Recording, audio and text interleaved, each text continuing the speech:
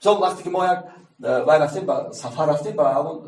چون اینجا نقش اساسی رجب علی پیرو بازی میکرد و نقش همون خواننده مکتب پیانیری که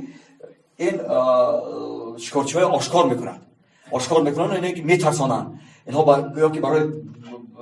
داشتن و میروند با جنگل با کوه داشتن آدم برفی و همون مکتب بچه هم پیانیر و اینها آشکار میکنند اینه میترسانند و با خودش آدم برفی کردن میترسانند خیلی همین حالت بود در صحنه تئاتر بند کشال بود در جنگل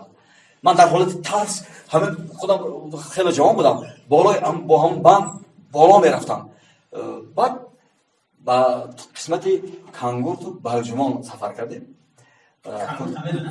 رجب علی پیرو با میدتی خودم بعد در یک مکتب و یک کلوب نداشته است ما در صحن مکتب بازی کردیم همون حالتی که آدمی برفی پیدا میشد من دیدم که یک درخت توت است در بین روی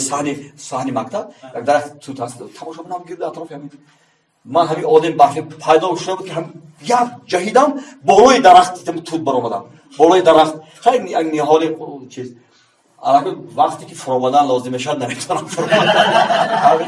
همین حالت یعنی نمایش هم یک خاطرات خیلی زیادی داره